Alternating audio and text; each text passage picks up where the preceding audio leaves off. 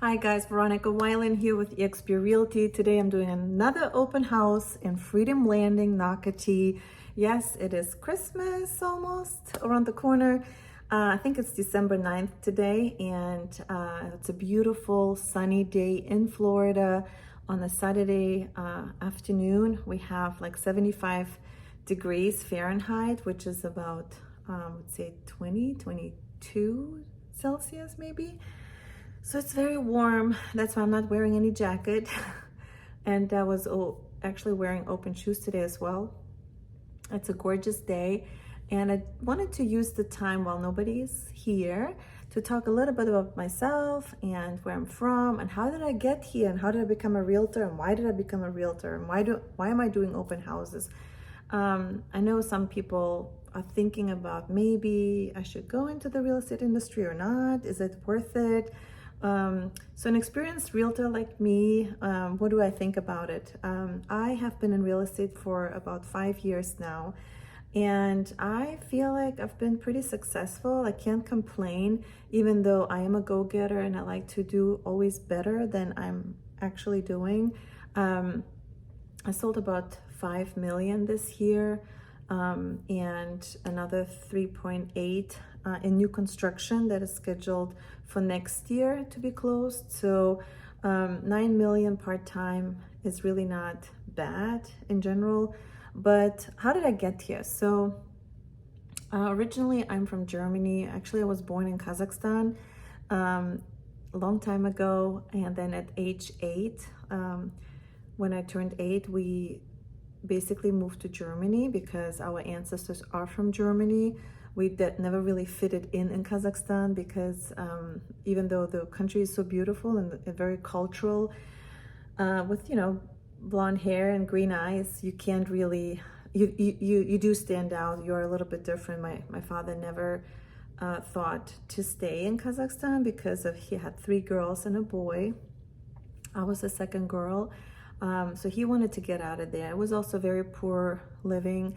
We were running around outside on dirty roads, no asphalt roads, sometimes no shoes. Not that we didn't have any shoes, but it was just like custom to just go outside and run around barefoot and get dirty and eat from your garden. So it was a very kind of like very simple lifestyle. We didn't really have a lot. No processed food, obviously, no big stores with lots of different groceries. A lot of the stuff that we ate was from our garden.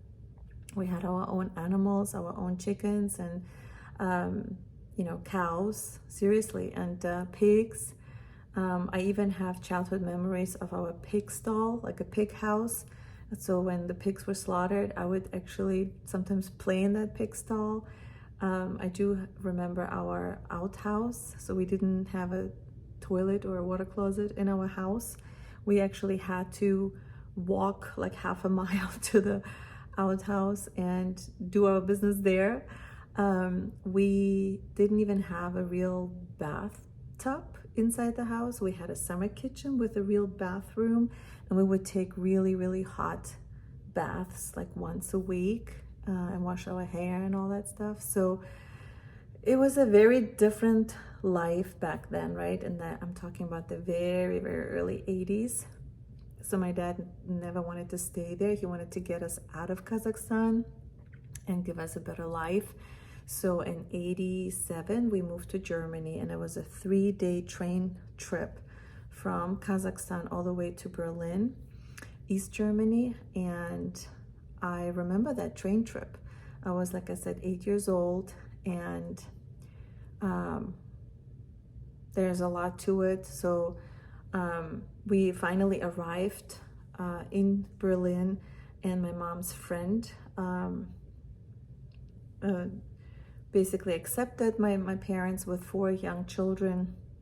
We lived with them for about 2 weeks before we found our own apartment, and then we had this humongous apartment with like 9 bedrooms and 12 bathrooms. It was crazy. It was huge. But we are a family of 6, and it was very cold in Germany, so we had these like the heating system and the ovens, even like real oven like in each bedroom where you would heat up the wood, like wood burning ovens in every bedroom.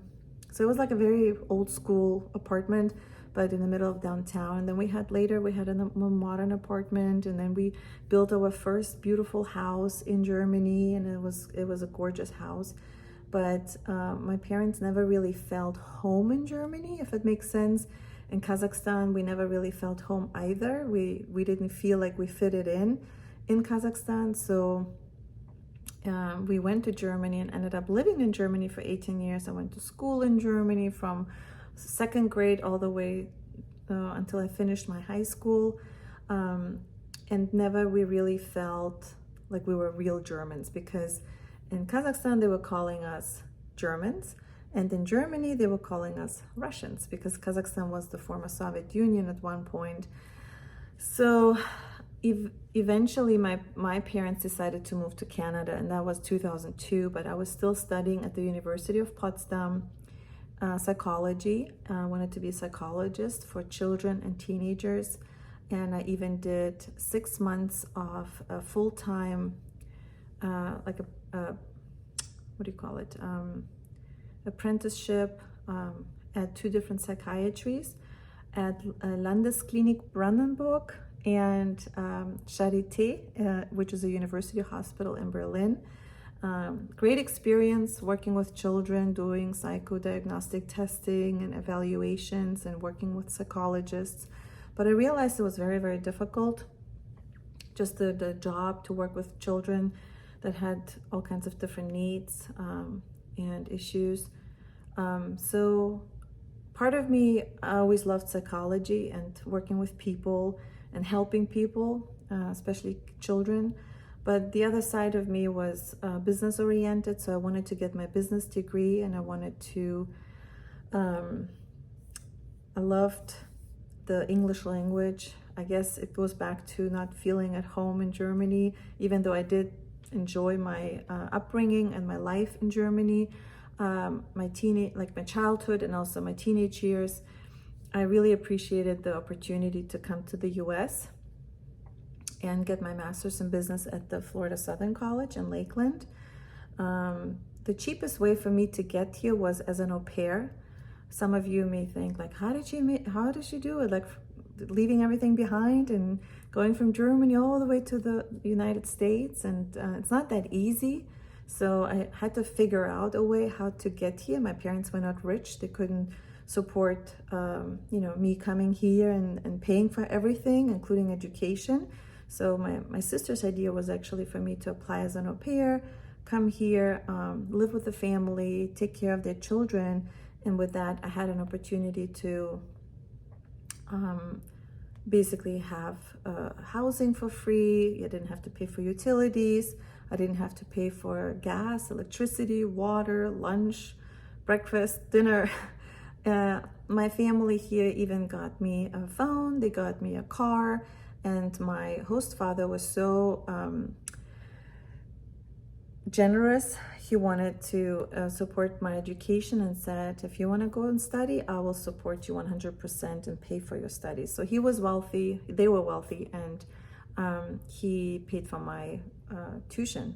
So I was totally on board, of course, because I felt like I won the lottery. So I came to Florida, quit my university in Germany after I got my Vordiplom in Germany. I didn't get my diploma just yet, but I studied 5 years of psychology in Germany, and then decided to come here to get my master's in business. I enrolled at Florida Southern College for my MBA and studied another 3 years to get my MBA.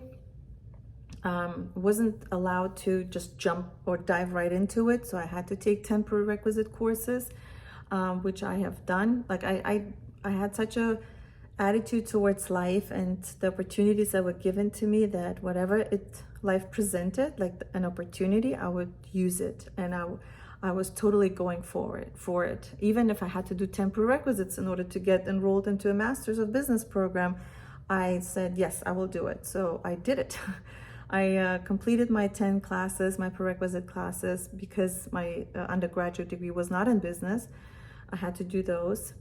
And then I was accepted to the master's, to the graduate program in business, and I completed that in 2 years. So 2009, I graduated with my MBA, wanted to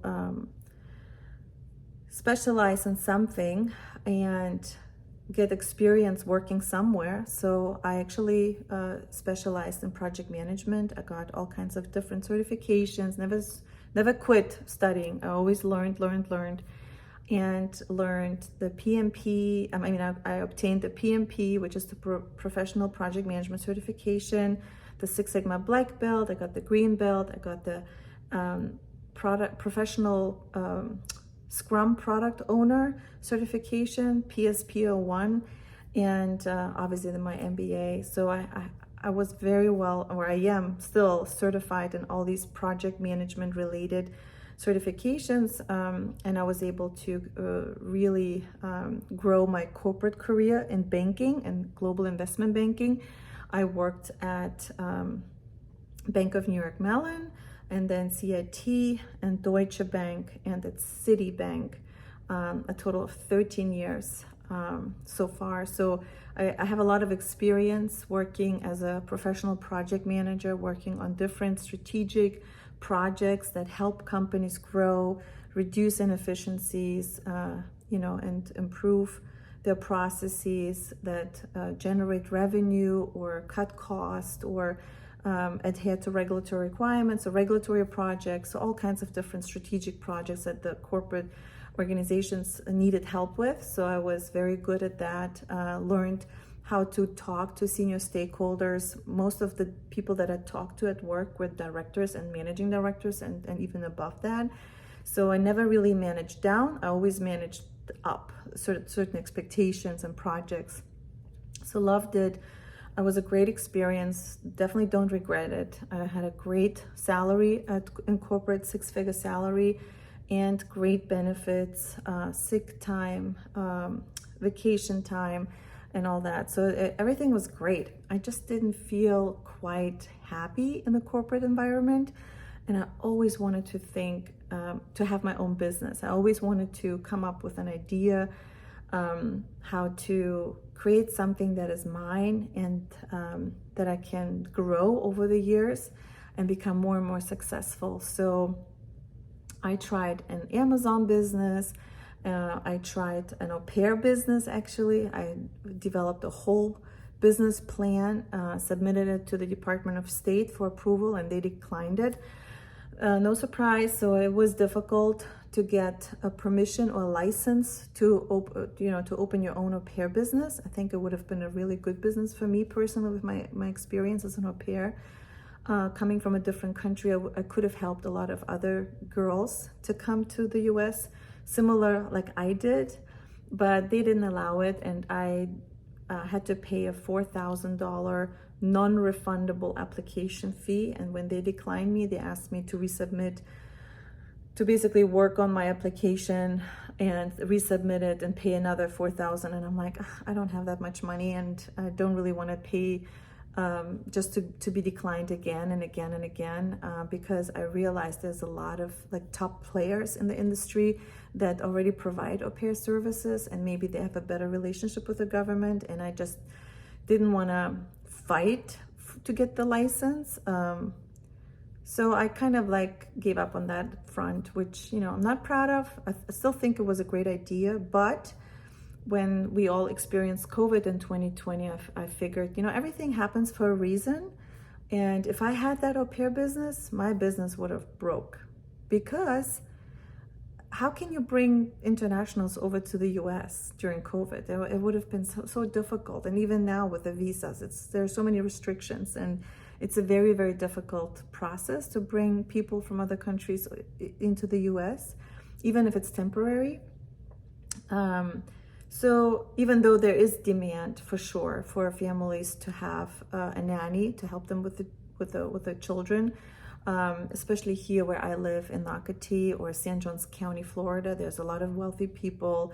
They have a lot of kids because the schools are great, and they would have loved I'm very confident that they would love to have like au pairs coming in and providing that cultural experience to their children, where the children can learn an international language, they can learn or a foreign language, they can learn a different culture, they can the nanny would cook for them different cultural foods.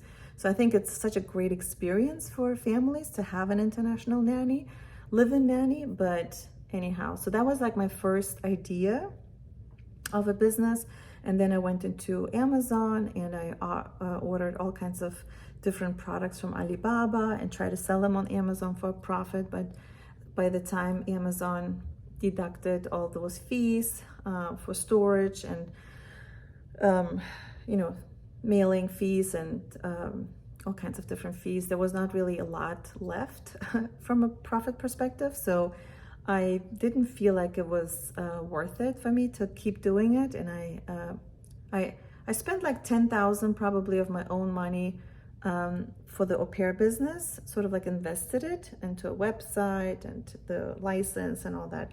And then another 10,000 probably into the Amazon business, buying my own products from Alibaba and shipping them over to the Amazon fulfillment center and trying to sell. I was up all night sometimes just to pack certain products or print certain like little handwritten notes for clients, like all kinds of ideas, whatever I had. I was like always working late at night, and I had little kids, little babies at the same time, right? My kids were born all between 2007 and 2015. I have 3 boys, and they were little at that time when I was trying the Amazon business and the au pair business. So the Amazon business was my second one that didn't work out. And then in 2018, I decided to get my real estate license. And that's when I felt like it took off, like finally something worked. And I felt it really is a really good business. You don't really need a lot to get into real estate. All you need is really just study for your license, get your license, and the startup cost is very, very little. You don't really need to spend a lot of money to start your business in real estate. I've got some business cards, I got some signs, I got some flyers, and put my website up by myself on GoDaddy.com. And that's basically it. And then I started doing open houses for other senior agents and meeting people. People would come in without a realtor, and I would engage with them, build a connection, and then get their contact information and just really follow up. And then that's the key, like, right? You need to follow up with people. You need to build your database. You need to make sure you stay in touch with those people, because they might not be ready to buy a house now, but they might be ready to buy a house in 3 months from now, or 6 months from now, or a year from now. So you have to stay in touch with those people. So 5 years later, within real estate, I feel like I am successful. I could do more for sure. Everybody could sell more, but at 8 million per year, I feel like I'm still growing, and I love it. I love serving people. I love helping families finding their forever home. And it's also, for most people, the biggest investment in their life. So I'm doing something meaningful. If I wanted to sell a few products on Amazon, I would have had to sell thousands of units to make a $10,000 check, for example. In real estate, it's a little easier, especially in this area where I work in Nocatee, St. Johns County, Florida. You sell a house for $1 million and you get already $20,000, sometimes more, $25,000 commission. It's so rewarding, and it takes sometimes time to find these deals, right? And sometimes you end up selling a $700,000 home or $800,000 home, not always $1 million home, and sometimes the commission is not always 3% in the US, is 3% is standard. But in the last year or so, I see more and more 2.5% being paid out, or even 2%, sometimes 2.25%. So it really depends on the relationship between agent and the seller to agree on the commission. And in the US, in Florida, usually the seller pays the commission on both sides. So the seller pays the commission to the buyer's agent and the seller's agent. and that's a total of 6%. And like I said, sometimes 3% on each side, and sometimes it's less. So it's anywhere between 2% and 3% on each side that the seller pays. But now with the recent news in the industry, with a lawsuit against the National Association of Realtors, this might change. We don't know yet what it's going to happen. It may happen that the buyers will need to start paying the commission of the buyer's agent, and the sellers will continue to pay the commission for the seller's agent.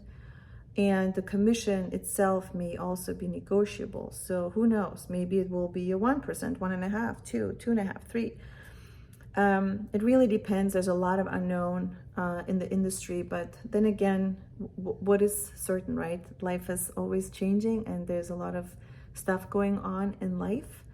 So we need to adapt, and this is where I am used to, right? Working on different projects. As part of change management in corporate, you always have to you get used to change. You have to promote change. Technology changes our life, the way how we deal within our business, even within our families, right? Our dynamic. What are our kids doing? They're playing more and more video games, unfortunately, right? Instead of climbing trees like they used to. But at the same time, the benefit of it is that our children know technology so well. Like if I have an issue with technology or some kind of problem with the connection, or some software is not working or something, I'm asking my 16-year-old son, and he knows how to help me. He's my personal help desk. It's amazing what the kids can do these days. So even though, yes, they're playing video games, at the same time, they're so good with technology. And so we as parents have to also adapt, right, to change in life and technology, and how technology is changing and shaping our future, but also now artificial intelligence, AI, right? So technology and AI is helping us improve our processes, make it certain things easier. As realtors, for example, how many days or hours have we spent writing a listing description, right? Now we can just put certain features of the house into ChatGPT, and it spits out a beautiful listing description, which I'm amazed, like how quickly I can pull a beautiful listing description, or a description for a Facebook post, or a script for a video.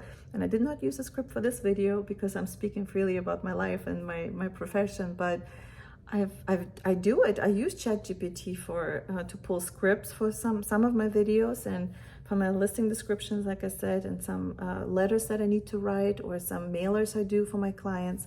So technology makes it so much easier and saves us so much time, which is really, really cool. And some people think it's also dangerous because we don't know where it's going to end up, and maybe it's going to replace our job. I don't think so. I think we're still going to be needed because we are people, and people love helping people. And even clients who are looking for a home, or even want to sell a home, they can't do it with a computer. They need a person to be here and basically add a personal touch to every process. Technology will help us with that, but it's not going to do the job for us, not anytime soon. So that's why I think the real estate industry is very interesting. It's changing, but it's definitely interesting. And even if it's changing, there's always some pros and cons for realtors to stay engaged. And I know a lot of realtors decide to jump ship, because right now it's not a very easy time to stay in the industry, right? Some of my fellow realtors, they haven't made a lot of sales, and they decided to go back to finding a regular job. But I don't want to give up, not in real estate, not here. I know it's like the economy. It will go up and down, up and down. You just need to be prepared for it. You just need to prepare yourself for it, and have good systems and good processes in place. And even if it's sometimes a little bit slow, you need to figure out and think outside the box how to do it better, and how to distinguish yourself from the rest, right? How do you achieve what other realtors don't achieve? And this is just in general, right? In business, like the blue ocean strategy, you need to be unique, right? You need to figure out how do you distinguish yourself from others, and what do you do better than everybody else.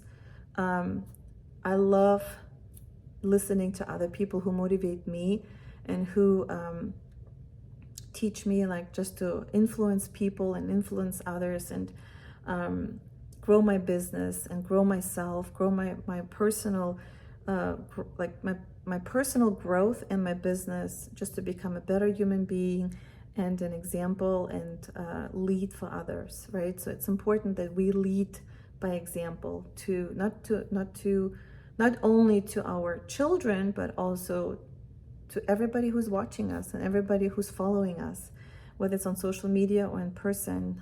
We need to lead by example. We need to do what's right, and we need to stick to it. So I'm gonna stop with my soap opera right now. So if you want to discuss anything with me, whether it's related to my past or how I came here as an immigrant, how I moved to Florida, why I moved to Florida, why did I choose the real estate career over any other business idea, what is it like to live in Florida, why have I moved to Nocatee, St. Johns County, Florida, you can ask me any question that you want, either below, or give me a call or text at 904-808-3737.